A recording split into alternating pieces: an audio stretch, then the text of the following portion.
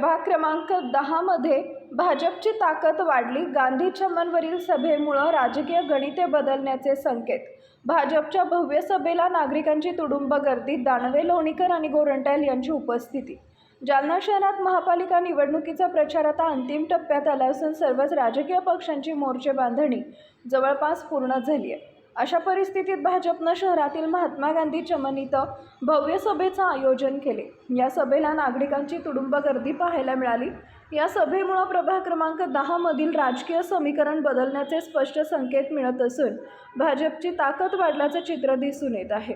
प्रभाग 10 मधील भाजपच्या 4ही उमेदवारांच्या प्रचारासाठी ही सभा घेण्यात आली होती. सभेला माजी केंद्रीय मंत्री रावसाहेब दानवे, आमदार बबनराव लोणीकर, माजी आमदार कैलास गोरंट्याल यांच्यासह भाजपचे अनेक पदाधिकारी, कार्यकर्ते उपस्थित होते. नेत्यांच्या भाषणामुळे कार्यकर्त्यांमध्ये उत्साहाचं वातावरण निर्माण झालं असून प्रभाग 10 मध्ये भाजपला मोठे बळ मिळाल्याचं चित्र आहे. तुम्हालाही जास्त वेळ आवाज नको बोलतो.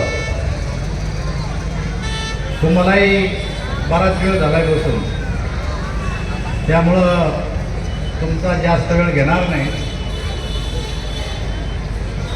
आता बबनरावनं तुम्हाला सांगितलं की 15 तारखेला आपल्या पहिल्या महापालिकेची निवडणूक आहे आणि भारतीय जनता पक्षानं 16 वार्डामध्ये 65 उमेदवार पक्षानं दिलेले.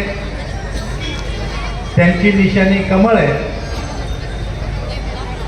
तर कमळ या निशाणीचं बटन दाबून आमच्या या सर्व उमेदवारांना निवडून द्यावं आणि ही महापालिका भारतीय जनता पार्टीच्या ताब्यात द्यावी हे सांगण्यासाठी आम्ही सर्वजण या ठिकाणी आलेलो आहे. आपल्यामध्ये या महापालिकेवर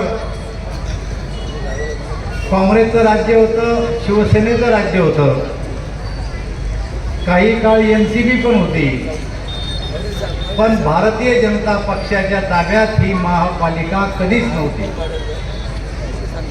आम्ही देश जिंकला, राज्य जिंकलं, परंतु महापालिका तुम्ही आमच्या ताब्यात दिली नाही.